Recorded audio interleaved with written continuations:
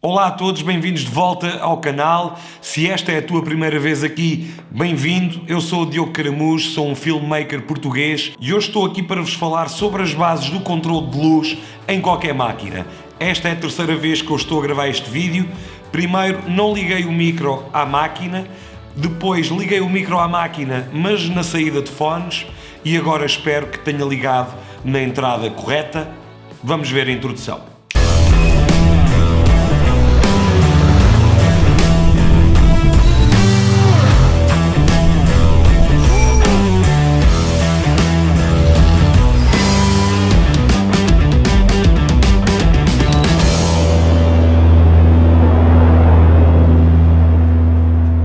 A maior parte das pessoas, quando compram uma máquina, começam a usá-la em modo automático. Eu percebo, é muito mais fácil, acham que a máquina acaba por fazer quase tudo sozinha e que nunca falha, mas estão muito errados. Para tirarem o maior partido da vossa máquina, do vosso sensor, vocês têm que usar a máquina completamente em modo manual. E é aí que entra o domínio do ISO, da velocidade de obturador e da abertura. Eu vou-vos explicar o que é que faz cada uma destas coisas da forma mais simples que eu conseguir e vou-vos explicar depois como é que eu processo toda essa informação e o que é que eu faço quando começo a captar uma imagem. A primeira coisa de que vamos falar é o ISO. O que é o ISO?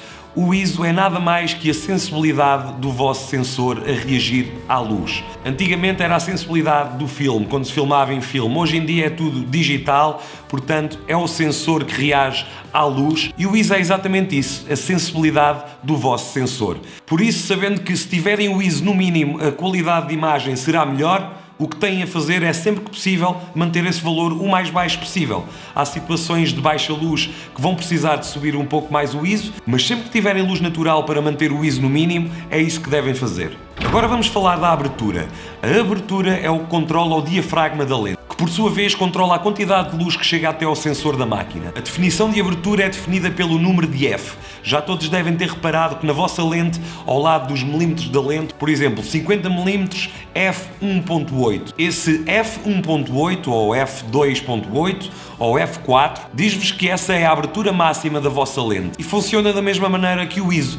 Quanto menor for o número, maior é a quantidade de luz que chega até ao vosso sensor. À medida que vão fechando a lente, menos luz chegará ao vosso sensor. A abertura é o que vos permite também ter mais profundidade de campo, ou desfoque no fundo. Como podem ver aqui pelo meu background, neste momento a minha lente está a 2.5, é a abertura máxima que ela é capaz, mas tem que ter em conta que quanto menor for o número da abertura da lente, mais luz chegará ao vosso sensor, mas ao mesmo tempo também será cada vez mais difícil de focar em um objeto, por exemplo, ou um sujeito em movimento.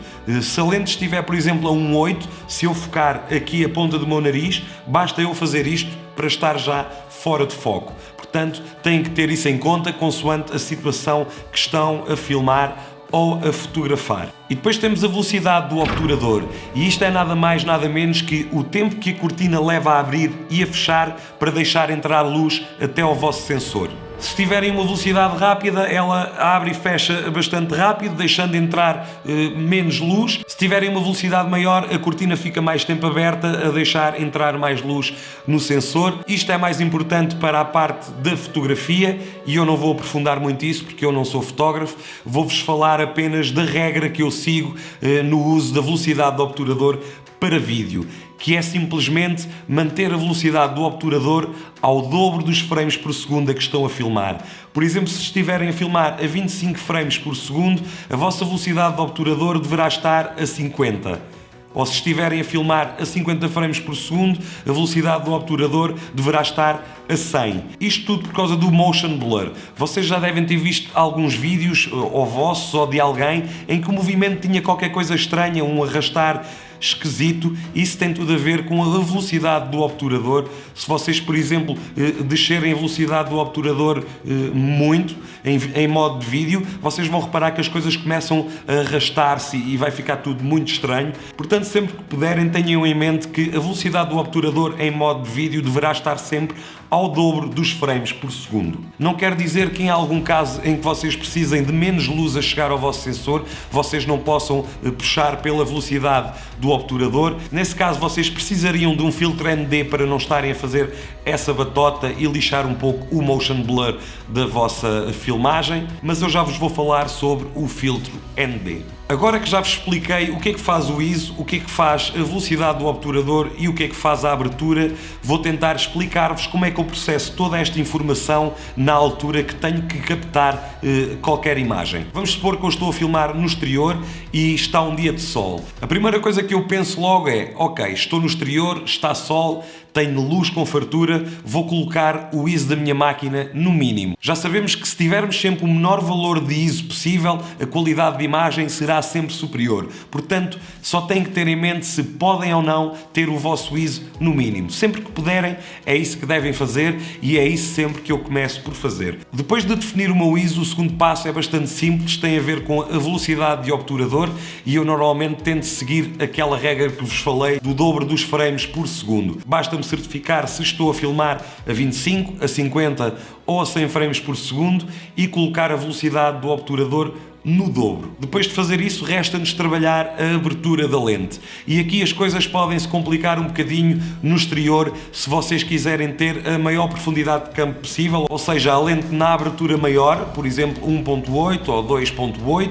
mas nesta situação de exterior, ao terem a lente a 1.8 ou 2.8, mesmo com o vosso ISO no mínimo, vocês vão ter luz a mais a entrar no vosso sensor e isso vai sempre estourar-vos a imagem toda. Aqui vão ter que tomar uma decisão, ou ignoram por completo a regra do dobro dos frames por segundo e vão subir a vossa velocidade de obturador de forma a que ela corte mais luz a entrar na vossa máquina, ou então vão ter que fechar a lente quase toda e perder toda a profundidade de campo, vai ficar quase tudo focado, mas é a única forma que vocês vão conseguir de ter a exposição correta para captar essa imagem, a menos que vocês comprem um filtro ND. Não sei se já trabalharam com algum filtro ND ou se já tiveram algum na mão. Este é um filtro ND variável, eu consigo fechá-lo e abrir. E vocês podem ver que à medida que eu faço isto, vai passando cada vez menos luz. Ao usarem um filtro ND, vocês vão conseguir ter uma profundidade de campo maior usando aberturas maiores na vossa lente, sem terem que estar a mexer na velocidade do vosso obturador e infringir aquela regra de vídeo, que na realidade, se infringirem, não é o fim do mundo, mas se puderem evitar, é isso que devem fazer e esta é a solução. E é isto, malta. Eu espero que tenha explicado alguma coisa decente, que tenham percebido o que é o ISO, o que é a velocidade do obturador e o que faz a abertura. Isto ao fim de algum tempo vai se tornar automático. Vocês vão dar conta que já não estão a pensar muito nisto, já não é um bicho de 7 cabeças, é como conduzir. Deixem-me saber nos comentários o que é que acharam disto, se já sabiam estes princípios sobre o controle de luz numa máquina ou não. E já sabem, se gostaram do vídeo, façam um like, partilhem, subscrevam o canal, ativem o sininho e eu vou estar aqui, à vossa espera.